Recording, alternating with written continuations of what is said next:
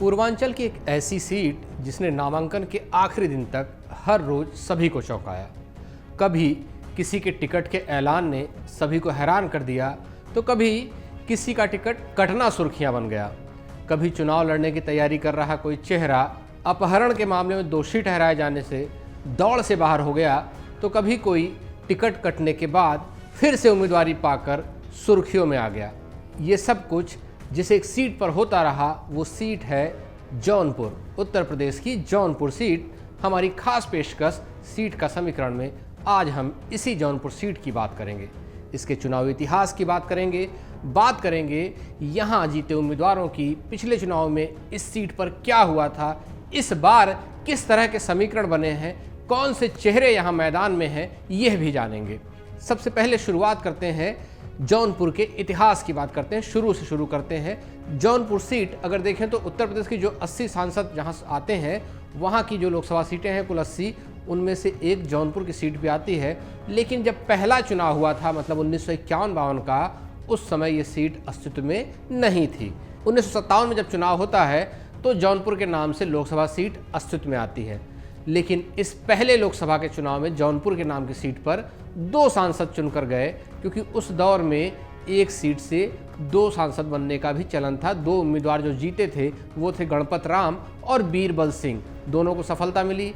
दरअसल उस दौर में होता क्या था 1952 में और 1957 के चुनाव में, कि उस दौर में जो 2 सांसद चुने जाते थे, जिन जगहों पर ऐसे इलाके जहाँ पर अनुसूचित जाति जनजाति का बाहुल होता था, वहाँ पर उसको 2 हिस्से होते थे, बड़ी आबादी होती थी, और उसमें से एक सांसद सामान्य होता था और दूसरा जो सांसद चुन के जाता था वो जो होता था सुरक्षित, मतलब कि अनुसूचित जाति या फिर अनुसूचित जनजाति से होता था।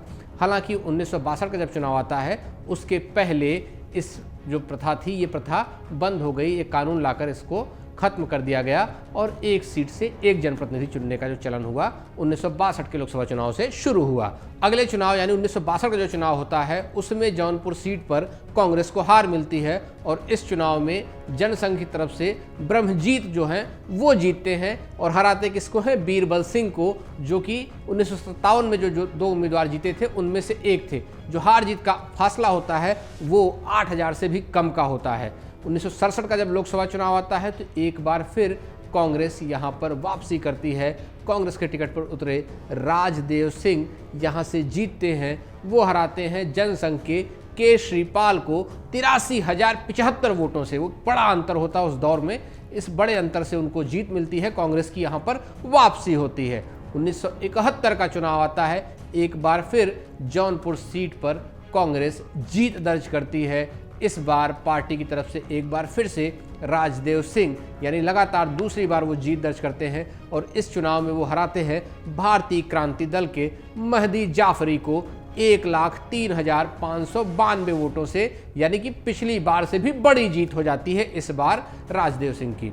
आपातकाल का चुनाव, मतलब आपातकाल जब आता है उसके बाद की बात करें, आपातकाल की वजह से एक लंबा दौर जो है चुनावों से दूर होता है। 71 के हिसाब से 76 में चुनाव होने थे, लेकिन वो चुनाव होते हैं 77 के शुरुआत में। 77 का जो चुनाव होता है, देश के अधिकांश हिस्सों में कांग्रेस को हार मिलती है। उत्तर प्रदेश और बिहार में सूपड़ा साफ हो जाता है, तो जौनपुर सीट कहाँ से बचेगी? जौनपुर सीट भी उसमें शामिल होती है जहाँ से कांग्रेस हारती है। जीतता कौन है? जीतते हैं भारतीय लोकदल के टिकट पर उतरे यादवेंद्र दत्त दुबे, और जीत दर्ज करते हैं वो राजदेव सिंह पर। वही राजदेव सिंह जो लगातार 2 बार यहाँ से जीत दर्ज कर चुके थे। राजदेव सिंह को जो हार मिलती है वो हार होती है 99,872 वोटों की। 3 साल बाद ही देश में मध्यावधि चुनाव होते हैं। 1980 के जो चुनाव होते हैं वो पहले मध्यावधि चुनाव। एक बार फिर यहाँ पर जो चुनाव होता है बहुत कुछ बदल चुका होता है। बदल इसलिए चुका होता है क्योंकि जनता पार्टी के 2 टुकड़े हो चुके हैं, 2 धड़े जो आपस में लड़ते हैं। जीत यहाँ किसे मिलती है? कांग्रेस को नहीं, बल्कि जनता दल सेकुलर को।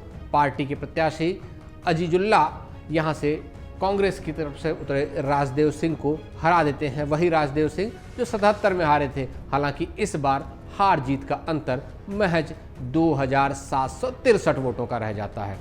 साल 1984 लोकसभा का ये चुनाव कांग्रेस की सफलता का चुनाव, मतलब कांग्रेस यहाँ पर एक बार फिर से वापसी करती है 2 लगातार हार के बाद।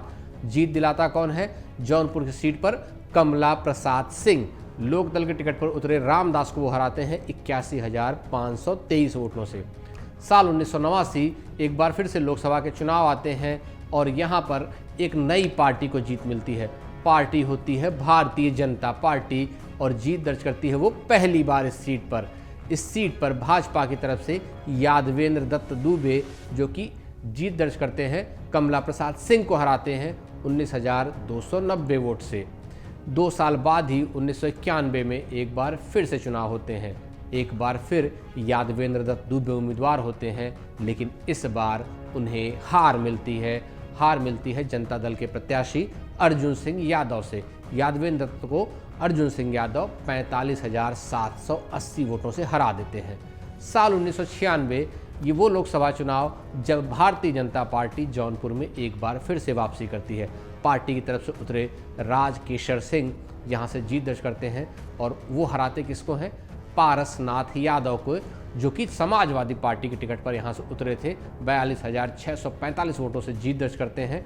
और 1998 का जब चुनाव आता है तो पहली बार सपा का यहाँ से खाता खुलता है। खाता खोलते कौन है? वही पारसनाथ यादव जो 1996 में यहाँ से हारे थे, राजकेशर सिंह से हारे थे।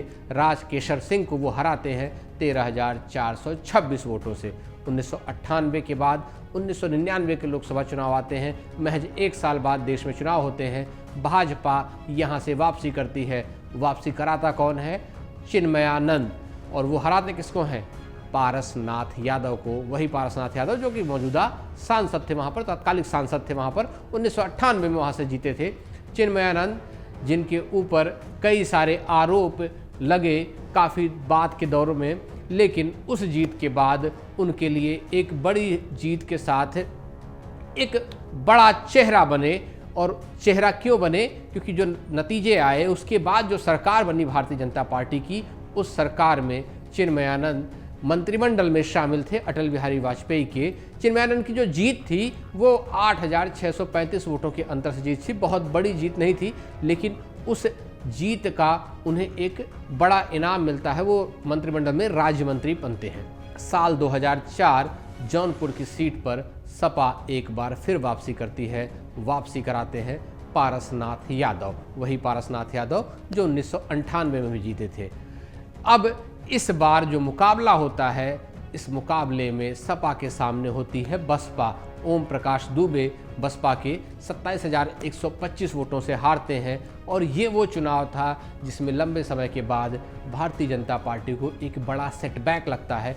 भारतीय जनता पार्टी यहाँ पर चौथे नंबर पर खिसक जाती है। साल 2009 का चुनाव एक ऐसे चेहरे की एंट्री होती है जौनपुर की राजनीति में। सांसद बन जाता है यहाँ से। वो चेहरा होते हैं धनंजय सिंह जो कि बसपा की तरफ से यहाँ से उम्मीदवार बनाए जाते हैं। और वो पारसनाथ यादव जो कि सपा के टिकट पर मैदान में थे, उनको शिकस्त देते हैं 80,351 वोटों से। भाजपा एक बार फिर यहाँ तीसरे नंबर पर रह जाती है। साल 2014 जौनपुर की सियासी लड़ाई में एक बार फिर जो पूर्ण बहुमत से एक पार्टी आती है, भारतीय जनता पार्टी, कई जगह पर उसे जीत मिलती है।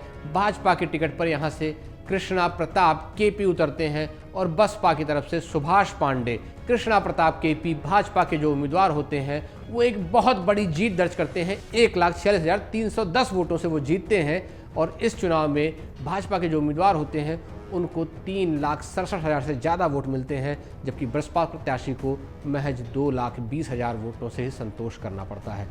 2019 का चुनाव एक बार फिर बसपा और भाजपा आमने सामने होते हैं। भाजपा की तरफ से जो उम्मीदवार होते हैं उनको कृष्ण प्रताप सिंह को, जो एक बार फिर से यहाँ से जीत दर्ज करने की कोशिश कर रहे होते हैं, उनके सामने होते हैं श्याम सिंह यादव जो कि बसपा के साथ साथ सपा के समर्थित उम्मीदवार होते हैं। श्याम सिंह यादव यहाँ से जीत दर्ज करते हैं और वो जो जीत हार का अंतर होता है वो 80,000 से ज़्यादा वोटों का होता है। बसपा प्रत्याशी को यहाँ पर 5,21,128 वोट मिलते हैं, जबकि भाजपा के उम्मीदवार 4,40,000 से ज़्यादा वोट पाकर भी हार जाते हैं। अब बात कर लेते हैं इस चुनावों की, 2024 के चुनावों की। एक बार फिर जौनपुर में बहुत कुछ बदल चुका है। बदल चुके हैं समीकरण बदल चुके हैं सियासी दलों के रिश्ते।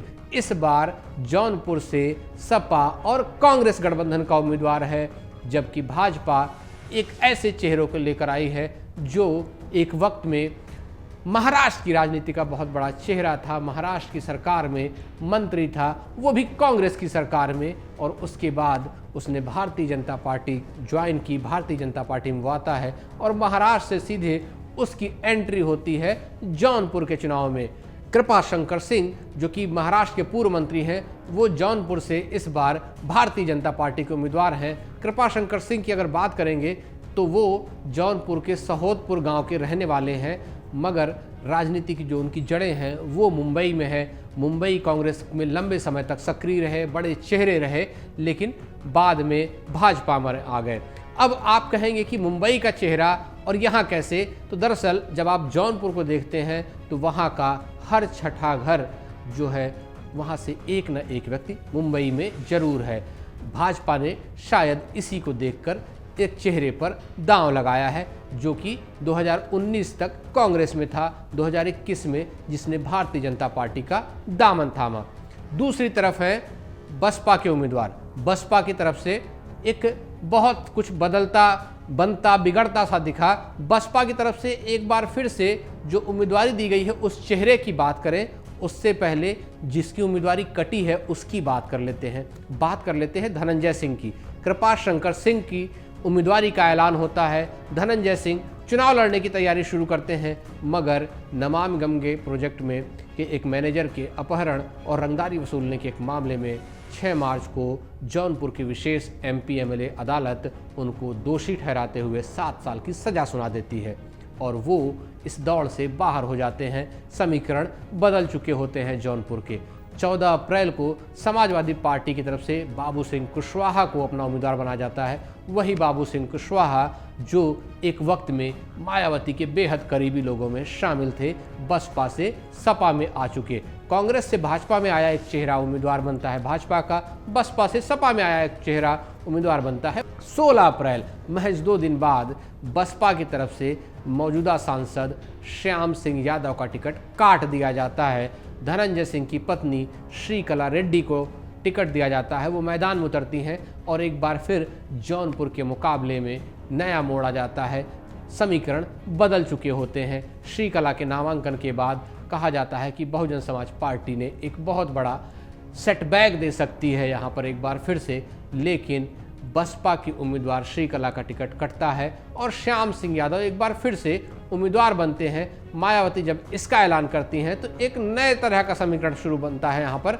पत्नी का टिकट कटने के बाद धनंजय सिंह भाजपा को समर्थन देने का ऐलान कर देते हैं। खुद उनकी पत्नी श्रीकला गृह मंत्री अमित शाह से मुलाकात करती हैं और कहती हैं कि वो तो लंबे समय से वो और उनका परिवार भाजपा के साथ रहा है।